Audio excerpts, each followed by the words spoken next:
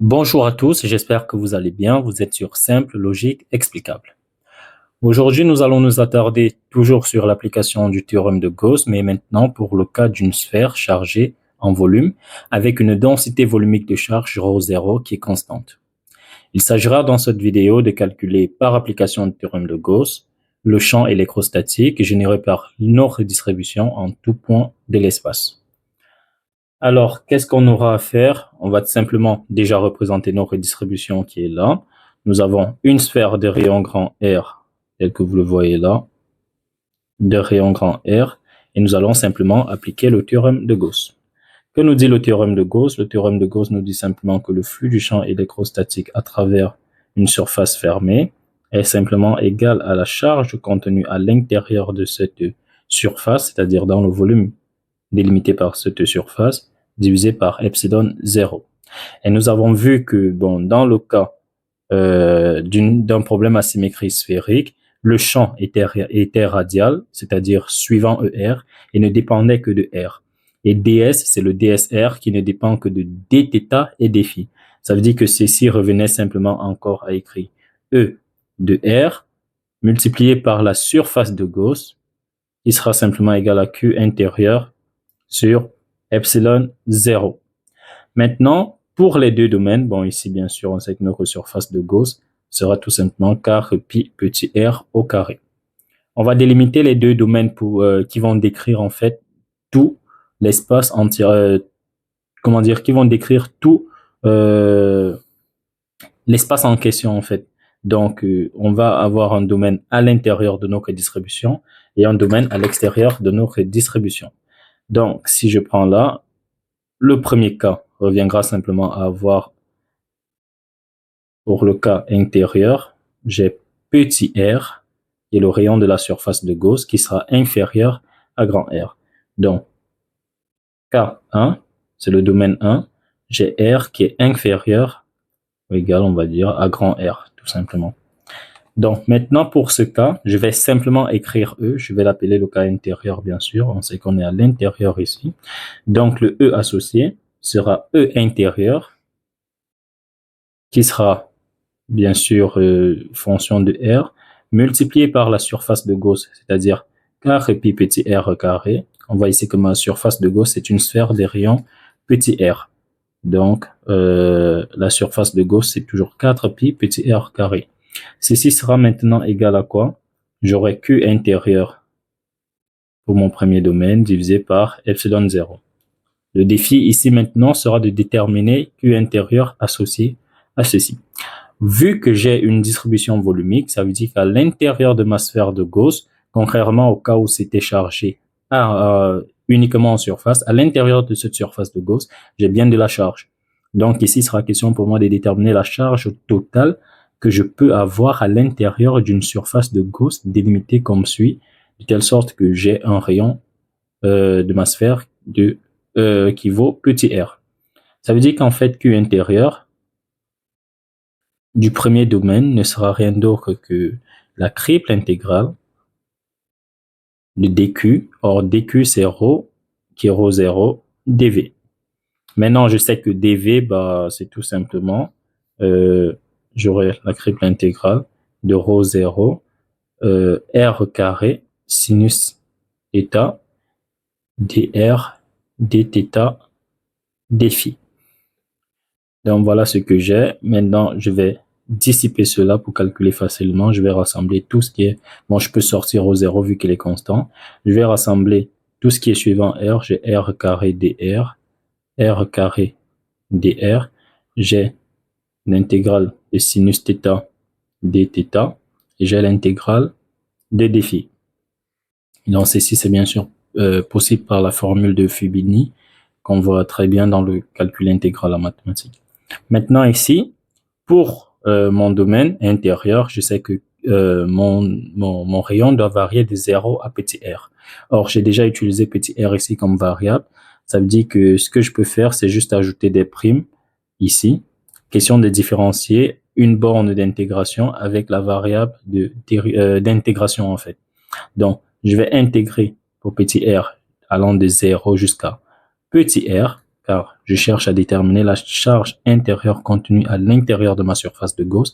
Donc, je vais intégrer de 0 à petit r, ce qui est là. Maintenant ici, θ, nous sommes en coordonnées sphériques. On va intégrer θ de 0 à pi et phi de 0 à 2pi. Ça veut dire qu'ici, je reste avec ρ 0. Ici, j'ai bien sûr 1/3 de r' au cube que je vais mettre entre 0 et grand R, entre 0 et petit r. Du coup, j'aurai petit r au cube. Maintenant ici, l'intégrale de 0 à pi de sinus θ dθ. Je sais que sinus θ, sa primitive, qu'est-ce que c'est? C'est moins cosinus θ, du coup j'ai moins cos θ que je vais avoir entre 0 et pi, ce qui va me faire, je peux mettre moins à l'extérieur, j'aurai cos pi qui donne moins 1, donc j'ai moins 1, moins cos 0 qui donne 1, du coup j'ai moins 2 fois ceci, ça me fait 2. Donc ça, c'est 2, et ceci, c'est 2pi. Vous voyez que Q intérieur ci va directement me donner 4/3 de pi ρ 0 petit r au cube. Je peux donc venir là, je remplace directement Q intérieur par sa valeur et avoir le champ intérieur. Alors, quand je vais chercher le champ intérieur, qu'est-ce que ça va me donner exactement? Je vais me retrouver avec E intérieur de grand R qui sera simplement égal Q intérieur, c'est 4/3, donc je peux mettre le 3 au dénominateur. J'ai 4 pi ρ 0 r au cube. Je mets le 3 là, avec le epsilon 0 qui est là, que va multiplier 4 pi petit r carré. 4 pi petit r carré. Maintenant, à partir de là, je peux simplifier mathématiquement 4 pi et 4 pi. Ρ 0 reste, bien sûr. Donc, au final, je reste avec E intérieur. Bon, est-ce que j'ai mis mon stylo noir? J'ai donc mon champ intérieur qui dépend de petit r, qui sera donc égal à ρ 0 sur 3 epsilon 0. Ici, je peux simplifier r carré. Il va simplement rester r là. Donc, j'ai ρ 0 sur 3 epsilon 0 fois r. Donc, voilà la valeur du champ à l'intérieur de ma sphère jusqu'à ce que r soit... Bon, tant que r est inférieur ou égal à grand r, j'ai E intérieur qui dépend de r qui est égal à ρ 0 sur 3 epsilon 0 petit r. Maintenant, nous allons chercher pour le domaine extérieur. Alors, qu'est-ce que j'aurai à l'extérieur de ma sphère? Non, ça c'est l'autre truc. À l'extérieur de ma sphère, qu'est-ce que j'aurai? Donc, je viens là. Ceci, c'est mon domaine, bien sûr. C'est ma distribution de rayon grand R. Maintenant, je veux délimiter le cas où R est supérieur à grand R. Ça veut dire que je dois me créer une surface de Gauss qui est à l'extérieur de mon domaine, tel que petit r, qui est son rayon, soit supérieur à grand R. Ça veut dire que je vais me créer une surface de Gauss fictive ici, comme ceci. Et c'est ça qui sera ma surface de Gauss de rayon petit r. Maintenant, par application du théorème de Gauss, bon, donc bien sûr on a là, cette distance c'est petit r tout simplement. Donc par application du théorème de Gauss, qu'est-ce que j'aurai? J'aurai E, maintenant je suis à l'extérieur, de R fois la surface de Gauss, c'est-à-dire 4 pi petit r carré, qui sera égal à quoi? Q intérieur pour 2, pour dire de mon deuxième domaine, car je suis à l'intérieur. C'est pas au carré, bien sûr, il faut pas confondre, sur epsilon 0. Alors, dans notre cas, que va valoir Q intérieur? On va faire le même calcul.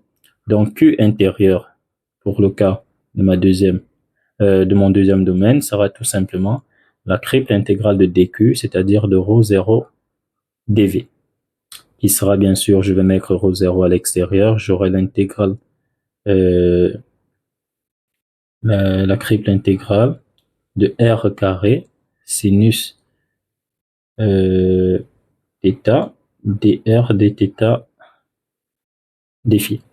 Maintenant, j'aurai ρ 0, je vais intégrer r carré dr, je vais intégrer sinus θ dθ, et je vais intégrer dφ. OK?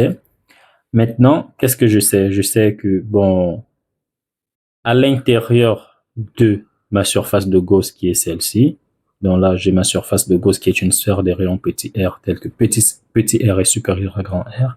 À l'intérieur, si je veux déterminer la charge contenue à l'intérieur de cette surface de Gauss, je me rends compte qu'en fait, c'est toute ma distribution, en fait, parce que toute la distribution est contenue à l'intérieur de ma surface de Gauss. Ça veut dire qu'ici, entre grand R et petit r, comme il n'y a rien, je ne peux pas intégrer jusqu'à petit r. Ça veut dire que ma charge est contenue uniquement dans toute ma distribution, c'est-à-dire de 0 à grand R. C'est toute la charge que j'ai à l'intérieur de ma surface de Gauss. Ça veut dire que R variera de 0 à grand R pour couvrir tout le domaine chargé à l'intérieur de ma surface de Gauss. Donc, j'ai l'intégrale de 0 à grand R et sinus θ, bon, θ sera toujours entre 0 et pi, phi entre 0 et 2pi. Ceci va directement me donner ρ 0 et ici j'aurai un tiers maintenant. J'aurai un tiers de grand R au cube parce que j'aurai R au cube entre 0 et R qui va directement donner grand R au cube. Et ici j'aurai fois 2. Là j'ai fois 2pi. Du coup j'ai Q intérieur de mon deuxième domaine qui est directement égal à quoi 4 tiers de pi ρ 0 grand R au cube. Je vais donc remplacer ce Q intérieur dans cette expression et chercher l'expression de E extérieur. J'aurai donc E extérieur qui sera égal à quoi? E extérieur sera simplement égal à Q intérieur qui est 4 tiers de pi 0 R au cube, c'est-à-dire 4 et je mets 3 là. Avec le epsilon 0 qui est déjà là, je mets là. Ici j'ai 4 pi ρ 0 grand R au cube que je vais diviser par 4 pi petit r carré. 4 pi petit r au carré. Du coup, par simplification, le 4 pi il s'en va et c'est tout. Du coup, j'ai E extérieur qui est une fonction de R bien sûr qui sera tout simplement ρ 0 grand R au cube sur 3 epsilon 0 que multiplie 1 sur R carré. Donc, voilà l'expression du champ à l'extérieur de mon domaine, c'est-à-dire pour R supérieur à grand R. Maintenant, si j'essaye de représenter mon champ, en fonction de R, c'est-à-dire ER, bon, mon champ E en fonction de R, qu'est-ce que j'aurai? Bon, bien sûr, la surface de discontinuité, elle est en R égale à grand R, donc je suis là. E intérieur, j'ai trouvé E intérieur là, qui est directement ρ 0 sur 3 epsilon 0 porté par R. Je me rends compte que ceci, c'est en fait comme une grotte. Donc, c'est exactement comme si j'avais Y égale à X. Donc, j'ai Y égale à une constante fois X. Donc, ici, je peux directement voir que je vais quitter. Lorsque R va valoir 0, mon champ, il est nul. Ça veut dire que je quitte de là. Et lorsque R vaut grand R, mon champ, il vaut ρ 0 grand R sur 3 epsilon 0. Donc, je vais supposer que ρ 0 grand R ici, ρ 0 grand R sur 3 epsilon 0, je vais supposer que c'est là. Donc, je suis là. Je vais partir de là en une grotte. Ça veut dire que c'est exactement ceci que j'ai. Donc, supposer que c'est une grotte, bien sûr. Donc, voilà ce que j'ai. Et maintenant, je suis à l'extérieur. À l'extérieur, j'ai ceci. Je sais déjà que lorsque R va tendre vers l'infini, bah, ceci, ça va tendre directement vers 0. Ça veut dire que j'aurai une décroissance 0. Maintenant, lorsque R vaut grand R, qu'est-ce que j'ai? À R, je vois que E extérieur de grand R sera simplement ρ 0 grand R au cube sur 3 epsilon 0 grand R carré, qui est encore simplement ρ 0 grand R sur 3 epsilon 0. C'est la même valeur. Ça veut dire que mon champ est continu en R égale à grand R. Et ici, j'ai directement une décroissance jusqu'à 0, car à l'infini, mon champ s'annule tout simplement. Donc, j'ai une décroissance comme ceci, qui va jusqu'à 0. Donc, voilà la représentation de mon champ en fonction de R. Voilà les deux expressions que j'ai eues pour E intérieur et E extérieur, toujours par application du théorème de Gauss. C'était Martin Rémy, vous étiez sur Simple Logique Explicable, j'espère que j'ai été assez explicite. Et n'oubliez pas de vous abonner, activer la cloche de notification pour ne rater aucune des prochaines vidéos. Et on se tient à plus. Bye bye, ciao.